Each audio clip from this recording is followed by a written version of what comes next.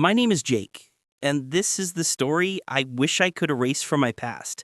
The memory still hits me like a cold wave every time I think about it. It is not easy to admit when you were a bad person, and it is even harder to accept that sometimes the person you hurt the most was the one who deserved kindness the most. I was 17 then. Arrogant, popular, the type of boy who thought the world revolved around him. My school was my kingdom, and I walked through the hallways acting like nothing could ever touch me. I had a group of friends who cheered for every stupid joke I made and every cruel comment that came out of my mouth. And the person I picked on the most was our school janitor, Mr. Harris. Every morning, I would see him sweeping the hallways quietly. He wore old faded jeans, a worn out jacket, and shoes that look older than our school building. His hair was gray and messy, his beard long, and his eyes tired. He walked slowly, like someone who carried years of heavy memories. He never complained, never raised his voice, and never looked angry. I mistook his silence for weakness. I was wrong. One Monday morning, I was walking down the hallway with my iced coffee. Mr. Harris was mopping the floor near the lockers. Without thinking, or maybe thinking too much of myself, I purposely dropped the empty cup on the freshly cleaned floor. "Hey, old man," I said loudly, "you missed a spot." My friends laughed. Mr. Harris looked at me gently, picked up the cup without a word, and continued mopping. His calmness irritated me. Why didn't he say something back? Why didn't he react? I thought silence meant I was beneath him. But later I learned silence can also belong to the strongest people in the world. Every day I found a new way to mock him. Once I kicked his mop bucket. Once I blocked his way on purpose. Once I made a video of him cleaning the cafeteria and posted it online with the caption, "School dinosaur still alive." It got hundreds of likes. People laughed. I felt powerful. I never imagined that one day I would cry because of the same man I mocked. There was one thing about Mr. Harris that always made me curious. Every afternoon when school ended, he would go to a small storage room near the gym. The door always stayed closed and no student was allowed inside. Sometimes I saw him enter with his head down, holding something in his hands. Once I caught a glimpse of a small wooden box he always carried. I never knew what was inside. But later, I found out that small box carried the entire story of his life. Weeks passed, and my behavior only worsened. Teachers scolded me occasionally, but I didn't care. I was the star of the basketball team, the top scorer, the kid everyone praised, the student who teachers forgave easily. But one teacher, Coach Miller, always watched me closely whenever I mocked Mr. Harris. He didn't say anything. He only shook his head each time. I didn't understand why. Then came the day that changed everything. The school announced a Veterans Day assembly. Rumors spread that a decorated war hero was invited as a special guest. I imagined a tall, muscular man in uniform, medals shining on his chest, walking proudly onto the stage. The entire school gathered in the gym. Students whispered excitedly, teachers prepared their speeches, and the principal stood at the podium with a proud smile.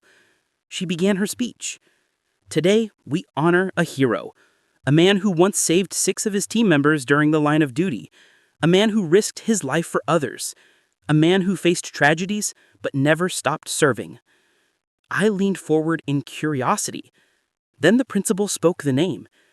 "Please welcome our own custodian, Mr. William Harris." My heart dropped. My chest tightened.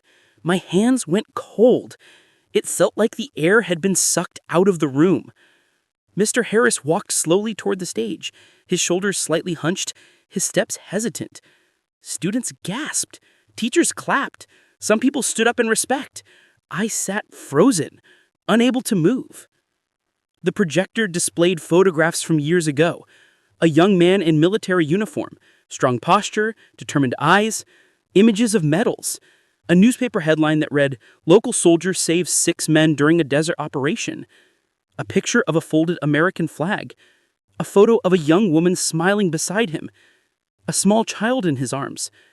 Then another headline, "Soldier loses family in car accident." I felt like someone had punched me in the stomach. The principal continued speaking. "Mr. Harris served our country for 25 years. He lost his wife and daughter in a tragic accident shortly after retiring. He struggled for years, both financially and emotionally. Yet he still chose to work in this school to stay connected to people, to keep moving forward, and to continue serving in his own quiet way. I entered in a state of shock. My eyes filled with tears. I couldn't stop them.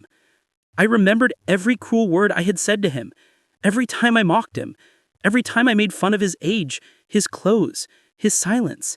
And now, sitting there, I felt smaller than I had ever felt in my life. When the assembly ended, students lined up to shake his hand. Teachers hugged him. People thanked him. But I didn't move. I just sat in my chair, drowning in shame. Later that afternoon, I walked to the locker room where I knew he usually cleaned. I found him standing alone, wiping down a bench. He looked tired, but calm. When he saw me, he gave a small smile. "Hello, Jake," he said softly. My throat tightened. I couldn't speak. Tears slid down my cheeks before I could stop them. "I am so sorry. For everything. I didn't know. I was stupid. I was cruel. I didn't know who you were." He paused for a moment, then placed his hand gently on my shoulder. "You didn't need to know who I was. You only needed to be kind." Those words crushed me. They were the simplest yet most powerful words I had ever heard. From that day on, something inside me changed. I started helping him after school. At first, other students laughed at me, but I didn't care. I would carry trash bags, mop floors, clean windows, anything I could do. One day, I asked him, "Why did you choose to work here?" He looked at the sunset through the hallway window and said, "Because even broken people need a place to belong." We talked often after that. He told me about his family, his daughter who loved painting, his wife who baked cookies every Sunday. He told me about the night he lost them and how he almost gave up on life. But instead of falling apart, he chose to survive, and survive silently. He said he cleaned the hallways because it helped him feel useful. He said helping students made him feel alive. I realized then that heroes don't always wear uniforms. Sometimes they wear old jackets and carry mops. Years passed. I graduated. On my graduation day, while everyone took pictures, I found Mr. Harris sitting near the bleachers. He smiled proudly. "I am glad you changed, Jake," he said. I hugged him tightly. "I changed you," I whispered. Today, I am in college studying to become a teacher. And every time someone asks me why I chose this path, I think of the humble janitor who taught me the greatest lesson of my life. Never judge someone by how they look. You don't know their battles.